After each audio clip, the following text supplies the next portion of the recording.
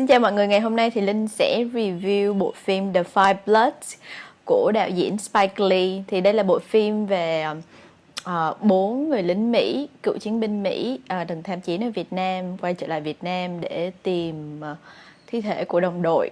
Và mình nghĩ là rất là nhiều người Việt khá là tò mò bởi vì bộ phim này được quay ở Việt Nam, lấy bối cảnh ở Việt Nam rất là nhiều và trong đó có nhiều nhân vật Việt Nam nữa. Cho nên hôm nay mình sẽ review về bộ phim này. So, bắt đầu. Bức tượng này có ở trường Linh nè. Apocalypse Now. Bài này nghe được đó chứ. Ăn xin cục chân vào quán bar. Nói thiệt chứ, Linh trông như thế này chưa chắc đã được vào quán bar nữa. What?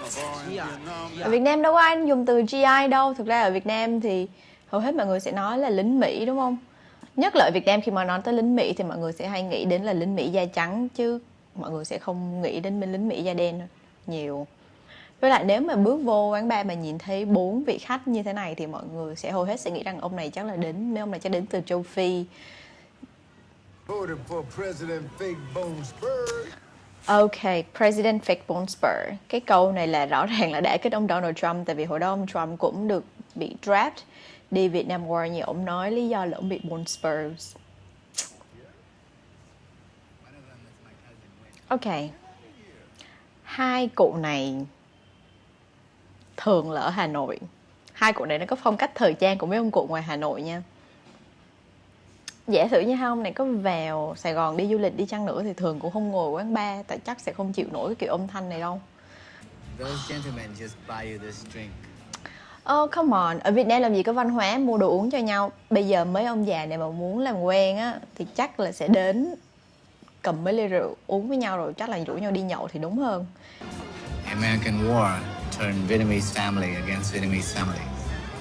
Thì đúng là cuộc chiến Việt Nam thì nó chia rẽ rất là nhiều gia đình. Ví dụ như gia đình mình thì cũng có người chiến đấu cho cả hai bên. Nhưng mà sau này khi mà mấy ông chú ngồi lại với nhau thì mọi người nói chuyện khá là vui vẻ, thoải mái. Cũng không có ai đề cập đến cuộc chiến hết. Kiểu như nó đã là quá khứ rồi. Thậm chí một số người trong dòng họ thì còn vui là có họ hàng ở bên Mỹ nữa cơ.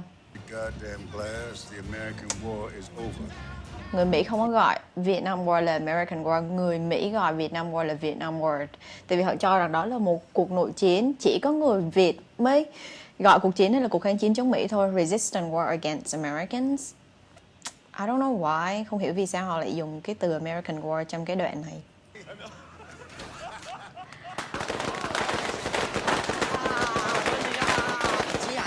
What the Wait. Cái nón lá đó là sao? Sao nó lại bị cụt ở đầu? Thật ra chuyện con lai của lính Mỹ ở Việt Nam thì bị kỳ thị là có thật. Nhất là những khoảng năm 80 thì họ gần như là trẻ vô gia cư trên đường phố luôn. Mãi cho đến khi cái American Homecoming Act vào năm 1988 thì khoảng 23.000 người con lai gọi là Amerasian đó thì họ được phép sang Mỹ định cư, cùng với lại khoảng 63.000 họ hàng dòng họ của họ sang Mỹ. Nhưng mà cũng có những cái người con lai là được nhiều gia đình Việt Nam nhận làm con nuôi để mà cái gia đình Việt Nam đó được tạo điều kiện sang Mỹ định cư, cho nên là họ cũng bị lợi dụng khá là nhiều. Đó, sanh con ra. Lại cái argument là tao đẻ ra mày. What? Ba mẹ Việt Nam không bao giờ nói ba mẹ yêu con hết á. I feel personally attacked. This is like the most unrealistic part of the movie. No. Okay. Thực sự là trông không có giống một cán bộ Bắc Việt chút nào hết, mà trông giống như là một thành viên trong nhóm của bà Trần Lệ Xuân vậy á. Nhân vật Hannah là thật ra là có thật. Từ mà lính Mỹ hay dùng để mô tả những cái phát thanh viên nói tiếng Anh nhằm mục đích là tuyên truyền cho phía Bắc Việt đấy. Thì người nổi tiếng nhất là bà Trịnh Thị Ngọ, thì có vẻ là hình tượng của Ngô Thanh Vân là dựa trên bà Trịnh Thị Ngọ. Okay, due respect. No. Home. Ok, mình biết là một số người bán hàng rong ở Việt Nam thì có thể là khá là annoying, nhưng mà bán gà sống hả? I mean, để làm gì? Mấy ông này làm sao, mấy ông Tây làm sao mà biết cách bắt nước sôi luộc rồi vặt lông gà ra được? Like, no, come on.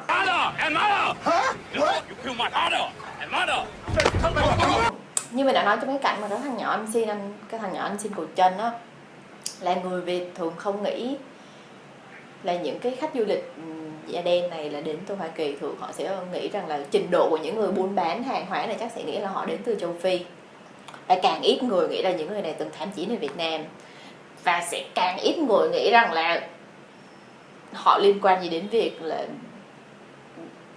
giết chết cha mẹ của họ trong chiến tranh. I mean, những cái lời thoại này thực sự nghe nó rất là kỳ cục luôn đó, nó không có phản ánh đúng cái con người Việt bây giờ. Thực sự là coi hai cái cảnh đó xong, mình cảm thấy cái bộ phim này nó vẽ lên cái hình ảnh người Việt ở Việt Nam khá là tệ, là người Việt Nam rất là chỉ có tham tiền và còn nhiều lòng thù hận.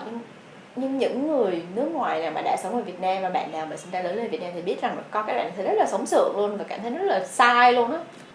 Và thường thì họ cũng rất là quý khách nước ngoài. Hãy nghĩ lại cái lúc mà Obama với ông Trump đến Việt Nam trong vòng những năm gần đây, người Việt đón chào như thế nào? We all got PTSD. Đoạn này thì mình thấy cũng tương đối khá này. Tại vì có rất là nhiều người lính Mỹ sau khi trở về từ Việt Nam thì họ bị dư luận xã hội chỉ trích rất là nhiều, nhất là sau cái vụ thảm sát ở Mỹ Lai.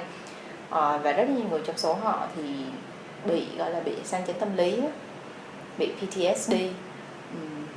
Mình cũng khá là thích khi mà bộ phim này nó đề cập đến một cái vấn đề nó rất là thực tiễn như vậy, nó rất là thực tế và nó xảy ra với rất là nhiều người. Và nhất là những người Việt Nam, nếu mà trước giờ tư duy đọc từ sách giáo khoa Việt Nam cho rằng là lính Mỹ là toàn những kẻ ác độc, máu lạnh, giết người không gớm tay đó, thì có thể nhận thấy là ok, họ cũng là con người thôi, họ cũng có những vấn đề cá nhân, những vấn đề của riêng mình. Và có rất là nhiều người trong số họ giống như những người lính Mỹ da đen này thì là không có tình nguyện trong cái cuộc chiến này mà họ bị ép buộc phải đi thôi. Thì mình cũng khá thích cái đoạn này. I guess you're too busy watching reality TV or electing a reality TV clown for a president. Ok, đây lại là một cái câu khác. Đây lại là một cái câu khác nhắm vào ông Donald Trump. Thật ra phần lớn người dân châu Âu thì không thích ông Donald Trump cho lắm. Cho nên cái cảnh này giống như kiểu thể hiện là quan điểm, một góc nhìn của phần còn lại của nền văn minh thế giới đối với giới lãnh đạo da trắng. On behalf of all the black folks in the USA, which are the only group who didn't vote for the motherfucker. Hey, your father voted for him. Bố thằng này bầu cho Trump mẹ. Nói như đúng. Mình cũng nghe là sau khi ông Trump lên thắng cử thì có rất là nhiều người Mỹ sau khi đi du lịch đến nước ngoài thì phải giải thích rằng là họ không có bầu cho ông ấy. Sau khi rất nhiều người châu Âu, nhiều người ở bên Pháp hay bên Đức hỏi là tại sao một người như ông Trump lại có thể thắng cử được. Ok, nhưng mà mình thấy khá là kỳ vì nó không có hợp với lại tuyến tâm lý nhân vật đó.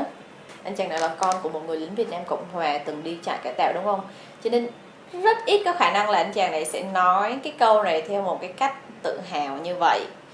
Tại vì mình từng gặp rất là nhiều người mà có gia đình mà từng có người mà từng đi trại cải tạo sau chiến tranh Việt Nam thì thường họ khá là hận thù. Nếu mà về nhà anh chàng cô gái Vinh này mà về nhà nói chuyện với ông ba đi trại cải tạo mà nói cái câu này ra chắc là ăn chửi luôn.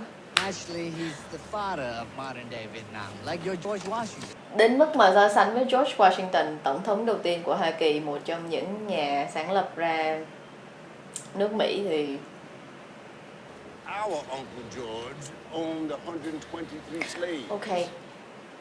Mình không hiểu ý đồ của Spike Lee ở đây là gì, nhưng mà khi nói George Washington từng sở hữu 123 nô lệ, giống như kiểu như là nói rằng là Hồ Chí Minh hơn hẳn George Washington vậy đó.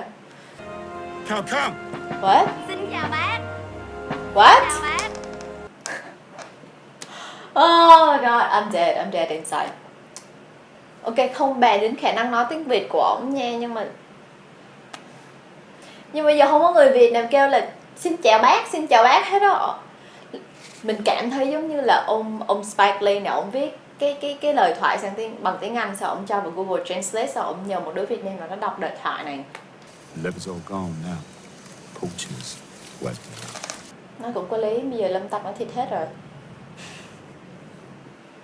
Thực sự là coi đến đây là mình không muốn coi nữa rồi đó. Thiết cầm xẻng để ỉa hả?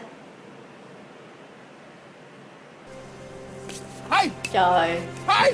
tìm thấy vàng rồi. Bài học ở đây là gì? Đi trong rừng, hãy luôn cầm theo xẻng.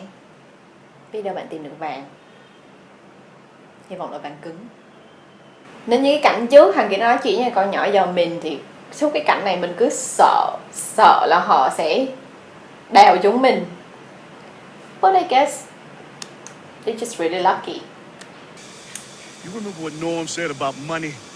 Thật ra coi đến đoạn này thì mình khá thích ông Eddie đó, kiểu ổng là người dạng duy nhất là muốn giữ lại cái lời hứa của cái anh chàng Stormy Norm ngày xưa, là đem cái đống vàng đó về để đóng góp cho cái phong trào đòi lại công bằng cho người da màu. Nhưng mà những người còn lại thì có vẻ là muốn cầm số vàng đó cho bản thân mình. Thực sự là cái đoạn này nó không xây dựng được một cái hình ảnh đẹp về cái người da đen, mà thực sự những cái người mà đã có định kiến xấu về người da đen là những người kiểu tham tiền, muốn cuộc sống dễ dàng, ăn trộm ăn cắp. Thì cái cảnh này nó hoàn toàn phản ánh cái điều đó luôn á. Coi đoạn này mình không thích lắm. Ôi, đi lùi là sao? Sao ông này tự nhiên đi lùi? Sẽ dẫm lên mình đây.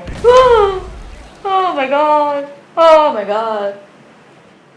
Oh, that's so gruesome. Why though? Okay. Mình nghĩ kiểu nó không nhất thiết phải trở nên kiểu máu me kinh dị như vậy. Mình hiểu rồi, tức là ok, bom mìn rất là khủng khiếp, nhưng mà là... Nah, it's gotta be something else we Ủa, can do. sao không ai thắc mắc là ông Eddie vừa chết vậy? Trời ơi, máu me tùm lum mà không ai hỏi luôn. Come on, man! Ok, các giải cứu thôi không bàn nữa luôn. Nếu tôi là cái bà người Pháp và cái nhóm đó, chắc tôi sẽ tự hỏi lại về cái sự nghiệp của mình luôn á. Questions my career luôn đó. Trời, cái phim này nó vô lý quá đi, không muốn coi nữa. Skip. I like you. Black Uncle Sam. Thằng đầu gấu này mà biết từ Uncle Sam thì chắc nó cũng không làm đầu gấu đâu. Do you know Callie? Lieutenant Callie ever hurt up me like? Như mình đã nói, nếu thằng đầu gấu này mà biết Lieutenant Kelly là ai thì chắc nó không làm đầu gấu đâu. So what, you scared of a little bit of exercise, fat boy? Body shaming. Thật ra không cần coi đến đoạn này thì mình cũng biết được đây là bộ phim nó mang đậm chất tính tuyên truyền, và nhất là cái thời điểm mà nó được release cùng một cái thời điểm mà có rất nhiều cuộc biểu tình diễn ra sau cái chết của ông George Floyd. Wakanda Forever. Thực ra đó có lẽ là cảnh mình thấy là ý nghĩa và hay nhất trong phim. Nó là một cái closure cho nhân vật Paul này. Nghĩ là ai cũng cần được tha thứ, cần được yêu thương, và nói chung chiến tranh cũng qua lâu rồi á. Đó là một cái scene khá là cần thiết. Ok, lại bạo lực không cần thiết rồi. Wow. Ok. That was really tiring. Nhưng mà sau khi xem thì